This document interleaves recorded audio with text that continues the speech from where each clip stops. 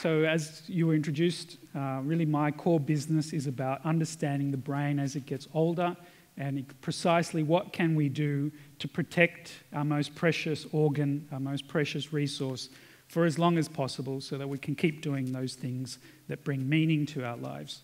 Aging is a huge issue for society because as a society we're getting older. This is just one stat which emphasises that if you put a dollar value to the ageing population in terms of healthcare, of which dementia will soon become the #1 ticket item, pensions and housing, then that's the equivalent of a GFC every 3 or 4 years in Western societies for the next few decades. So the status quo, doing more of the same in terms of how society approaches ageing, I think is unacceptable. We need a bit of a sea change. Now, when it comes to dementia, delay is the same as prevention. So this growth model showed the number of people that will develop dementia if we continue doing the same thing.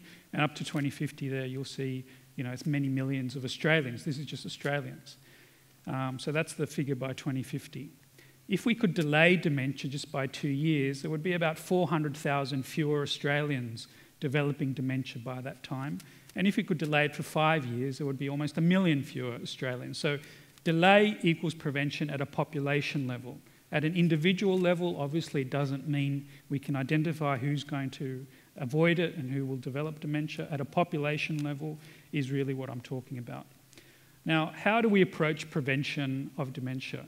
Really, my whole talk is from a public health point of view, where you analyse the risk factors for the disorder. You distinguish between those that we can change and those that we can't change. And we focus, obviously, on what we call the modifiable risk factors. So on the screen, you'll see all of the major modifiable risk factors for dementia. And if you look very closely at them, you'll see that there's a whole category which you all know are bad for your heart. Smoking, diabetes, getting overweight, and so forth. All of those are also risk factors for dementia. You'll also see depression, and we just heard some of the strategies that we can take to try and lower our risk or manage depression better, and that will also transfer to a lower risk for dementia. And then finally, on the far right, you'll see cognitive inactivity, which is my group's kind of main theme, which is tackling mental laziness as we get older, particularly after retirement. So hopefully we can get the screen back and you'll see a very, I think, telling picture. And that picture, if we can get it back, is, I'll press it again, there we go. So that picture, that big red dot there is an amyloid plaque. So amyloid plaques are one of the pathologies that I guess are the signature of Alzheimer's disease. And you'll see that you've got these little branches behind that plaque, and they're the blood vessels in the brain. So these plaques don't develop randomly in the brain. They develop at sites of a broken capillary. And all of these cardiovascular risk factors are what cause these broken capillaries. And I'm going to focus on hypertension. So just in terms of a review, on the left-hand side is a normal brain, on the right-hand side is someone with severe Alzheimer's disease, and that dark area is the pathology, which is targeting one part of the brain, which is the hippocampus and the medial temporal lobe. You can see it's shrunk and it's brown because it's reacting to an amyloid stain. Now, it's very important to realise that the pathology does not equal the disorder, not necessarily. So, for example, someone could die with that type of brain on the right-hand side, and they would have 2 out of 3 chances of having had dementia in life, or 1 out of 3 chances not having had dementia. So obviously the pathology is bad, and there are various things and groups focused on trying to avoid the pathology, but the brain can compensate for the pathology, and you'd never know.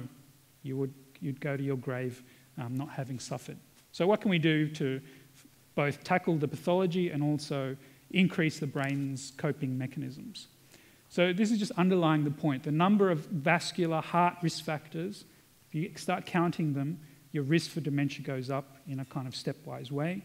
We call that in medicine a dosage effect, and when you see that, you start to get an idea that maybe the two things are linked. The two things often, in fact, it's more common to have both vascular disease in your brain, which are those white areas, occurring at the same time as Alzheimer's disease, which you can see there with the red box with the shrunken little hippocampus. So that's the most common form of pathology underlying dementia. So this is just showing it to you in a figure form, conceptually, that really the most garden variety form of dementia is caused by vascular disease in the brain and Alzheimer's disease in the brain. And at the extremes, you'll have pure cases of one or the other, which basically means if you can tackle vascular disease by lowering your risk factors, you're minimising your risk for dementia, just in terms of first principles. Now, here's an example of how just taking blood pressure medication may help. This is pictures from an animal model of Alzheimer's. On the top picture, this is a slice from the hippocampus, and all those bright spots are Alzheimer plaques. In the lower picture is the same type of mouse that's simply being treated with an antihypertensive, so there's less bright spots. So what you can see is that in the white bar is amount of amyloid plaque in an animal that has not been treated, and in the grey and black bars you can see if it's been treated with an antihypertensive. So it's quite a big difference, a drop in the pathology. What you'll see here is, again in the hippocampus, and I am obsessed with the hippocampus because it is the memory centre of the brain, and all those little black marks are neurons or brain cells, again in a normal rat that's got older. And now you'll see much less of the neurons. This is a particular breed of rat which just spontaneously develops high blood pressure or hypertension. And you can see just having high blood pressure is bad for your neurons. There's much fewer of them. And now this is one of those same rats treated with a particular type of antihypertensives, which are calcium channel blockers. And you can see it's almost back to normal. In fact, if you count them, it's the same number of neurons. So at least one type of blood pressure medication may actually be protective for your neurons. And again, this is the picture emphasising the link between the plaques and where they occur in the brain is near the broken capillaries, and hypertension being the main risk factor. So you can put all of these things together in a complicated theory, which I won't go through, but I will emphasise a lot of the action is happening in the hippocampus, and it's because if you look in the hippocampus and you look at the blood vessels, it has the most, we call it tortuous, the most kinky, convoluted, twisting and turning vascular system of any part of the brain. And we think that when you have hypertension, the flow of the blood through all of these twists and kinks means there is mechanically much higher risk for damage. So does it work? The only medical treatment that's been shown in any large clinical trial to reduce your risk for dementia is antihypertensive medication. And that's a fact that very few people out there understand, or even doctors and specialists. If you look at that graph, it just shows you that your risk for dementia, in fact, after being treated properly for high blood pressure, keeps on diverging over time. So I think this is an important public health message. Take hypertension seriously, and unfortunately, in the 60 to 70 age bracket in Australia, hypertension is becoming more common, whereas in the 40s and 50s, it's appropriately declining. So we have a big problem with high blood pressure in older Australians. Now, we'll turn to exercise. This old chap is a wonderful inspiration for the field of exercise, because exercise literally saved his life. He was about to kill himself because of many life stressors, and as an older man, he was, I guess, saved from going down that track by rediscovering his childhood love of running. And now he, in fact, holds the world record for being the oldest person to run a marathon, and he's run a number of marathons as a centenarian. And he flies around the world with his new society, which is all about running. This is old knowledge. We all know exercise is good for us, and you've already heard how important it is for physical health. Voluntary running is also a tonic for the brain. If you look at some of the rat studies that we've done, we have shown that just by introducing running to an older animal, it rescues or brings back to normal a certain type of memory, which is a memory for place, so a spatial location, which does get worse as rats get older and as humans get older. In this same study, we showed that running stimulates a brain process which is called neurogenesis, which had been known to occur in younger rats, but also can occur when exercise is commenced as an older person. And neurogenesis, which is those bright spots in a particular part of the hippocampus, just in there, which is the birth of new neurons. Little baby neurons are being born in your brain every day, right now. Stimulation encourages that, both mental stimulation and physical stimulation. Also, connections between those brain cells, which are all important to brain function, are also stimulated by commencing running as an older rat at least. Now, what about humans? The two-legged variety of laboratory animals. So physical exercise, we know, improves function in all of these areas. Speed, attention, problem solving. All of these areas are what we understand to be essentially mediated by the frontal lobe, which is the pink part of the brain when looked at sideways. So exercise is very good for frontal lobe function, but perhaps not so good at memory. So there's a bit of a hole there in terms of our ability to stimulate mental function. So as a second summary point along the way, exercise, we all know, is very good for our body, but has a number of protective and enhancing effects on the brain. It also is very good for improving mental function, particularly those frontal lobe functions that I mentioned, attention, problem solving, being able to do two things at once, but perhaps is not so good, at least in older adults, for memory. But we do know that if we look at big population studies, more exercise is connected to lower risk for dementia. So the last part of my talk is about being like Picasso, particularly in our older age. This painting is called Las Meninas. It's based on an original Las Meninas from several hundred years ago by Velázquez. And so Picasso's take on this is mind-blowing. And he did this in his 70s. And in fact, the 70s was one of his most productive times in his whole life. And to me, it draws into very stark relief the variability as older people. It can be like Picasso, genius, contributing everlasting contributions to society, or we can slip down the road to dementia. It's a big difference. And so a number of years ago, we were trying to analyse what distinguishes successful ages from not. And we worked out very quickly that our patterns of mental use are really important. If we're lucky enough to benefit from more years of education, we're about half the risk of dementia.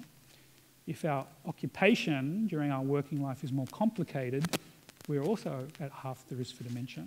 And if as an older person we're doing more Picasso-like activities, we're also half the risk for dementia. So you can see a common theme there. Doing more with your brain at any stage in life, but even when commenced in late life, is protective. Now, what kind of activities are important? In this study, it was all about volunteering. So older people went back to primary school and were essentially primary school aides. It improved their brain structure, it improved their brain function in the scanner, and it made their cognitive functions closer back to a young person. And the performance of the kids also improved at school. So this is kind of, a triple trifecta of benefits. Older people benefiting, younger people benefiting, society benefiting. So I think that's a really powerful model. Learning a new language. Monolingualism, if you don't speak another language out there, you've got a brain disorder. Which is kind of a confronting way of saying that if you can practice, learn a second language, it improves brain function in terms of what you can do day to day. It also lowers your risk for dementia. And if you get dementia, it will happen 4 to 5 years later. We developed a way of measuring cognitive lifestyle, how close you are to Picasso. And we now know that if you're high on this scale, your hippocampus, that memory center, is fatter, healthier, more like a younger person's hippocampus. And in fact, the number one activity on this scale linked to a fatter, healthier hippocampus was supervising others in your working life. So it was not the status of your job or your pay scale or a dozen other variables that we factored in. It was how many people were you supervising. If you're supervising 10 or more, then it's that green line. Your hippocampus hardly shrinks over time. If you've never been in charge of anyone, the hippocampus is shrinking very fast, and that's a big red flag for Alzheimer's disease and dementia. So what you do with your brain in life has a material effect in later life and risk for dementia. We've replicated this, and this is a fancy way of showing that those hot spots, the red parts of the hippocampus, are protected in what we call ex-managers, people that supervise lots, versus not. And we know it protects you from dementia. So my group's really been interested in trying to transfer all of this basic science into interventions. And we've been interested in so-called brain training, which is doing computer puzzles, exercises. And you may have been introduced to this concept earlier in the day. Not all brain training was created equal. What we've found in our meta-analysis, which is a mathematical way of putting dozens and dozens of clinical trials together, is that if you're doing it in a centre with a trainer under supervision, it is effective, and it is quite reasonably effective. If you're doing it at home by yourself, unsupervised, self-administered, it is ineffective. So this is a very important take-home message, that brain training can work on cognitive function, but it's very much about the way you do it. We also understand now about how to prescribe it. If you do too much, more than 3 times a week, it neutralises its effect. And we think that may be because of saturation of those plastic mechanisms that I've been talking about and you would have heard about today. In the same way of doing strenuous physical exercise, the recommendation is to take a rest day in between bouts of intense physical exercise. We think you at least need one rest day in between brain training.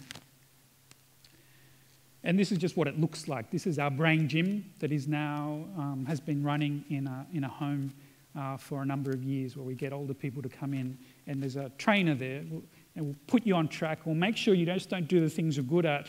You keep training those things that you're not so good at, and keep you in line and motivated, which is always important. And it works.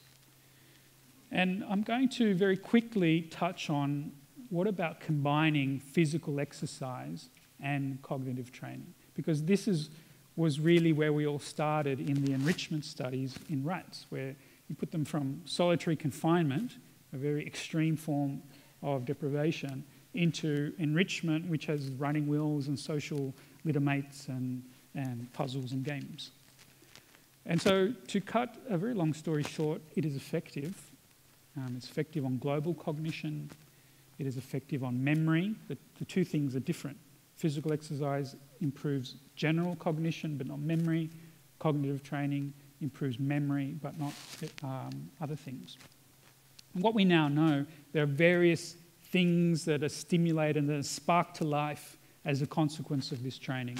So, for example, physical exercise reduces that vascular disease that I was talking about at the beginning of the talk in a significant way. It reduces the amount of these vascular lesions in the brain, which is very good news. Bits of the brain grow bigger, so those bits highlighted in red, which is called the posterior cingulate, gets bigger, healthier, like a young adult. And different networks in the brain change, particularly the hippocampus network. Hippocampus, I'm always talking about the hippocampus. So that network of activity, they're synchronized and linked to all parts of the brain, improves as a result of brain training. So that we can now ask the question, what mechanisms in the brain are related or linked to the cognitive improvement? So we now can, have the understanding that improving that piece of the brain, the posterior cingulate, is linked to global cognitive improvement, and there are scientific theories why that is. And the better synchronization or network integration of the hippocampus is linked to better memory performance. So we can now, be in the place to understand not just how to prescribe better lifestyles to people to better prevent dementia, but what are the biological changes happening in the brain. And I'm already out of time, so I'm going to skip the very end of my talk, but really focus on one thing you can go out and get is Brainiac, which is there to pester you into doing the right thing. We all know, or most of us, particularly people in this room, know what is good for our brains. This will try and encourage you, like a personal trainer, to do those things in real life. And I think smoking is bad, so the inspiration of the Quit Smoking campaign in this country was very multifaceted. There were lots of different parts of that campaign which made it so successful. And I asked Professor Simon Chapman, who was the academic leader of this in this country, to say one thing that was most important, and he said two things. He said legislation and taxation. So think about what could be the legislative environment to stimulate people's brains to keep them healthy. And I think one thing as a society we really need to think about is retirement and how we plan for retirement. This economic graph shows you a link between countries' mandated retirement age and their mental function as a population. If you're like France, and it's a mandated retirement age of 60, they've lost many more points of IQ or cognitive performance as a country compared to somewhere like the United States, where you never can afford to retire, but you've dropped much less as a population. And in fact, if you focus on France, the one sector that is allowed to retire whenever they want are independent shopkeepers. This study just released a few months ago, which looked at all the shopkeepers on a given date in France and their risk for dementia over time. And it showed for each 1 year that a shopkeeper's delayed retiring, there was a 3% decline in their risk for dementia, independent of so many things. So it all boils down to this virtuous circle. I call it the 3 keys at the top: mental, social, physical activities, especially after retirement. We have to plan for it and replace all of those types of activities that we were doing as a working adult. This improves brain health, which lowers risk for dementia, which means we can keep doing those things that bring meaning to life. And obviously that's a virtuous cycle. So thank you very much for your time.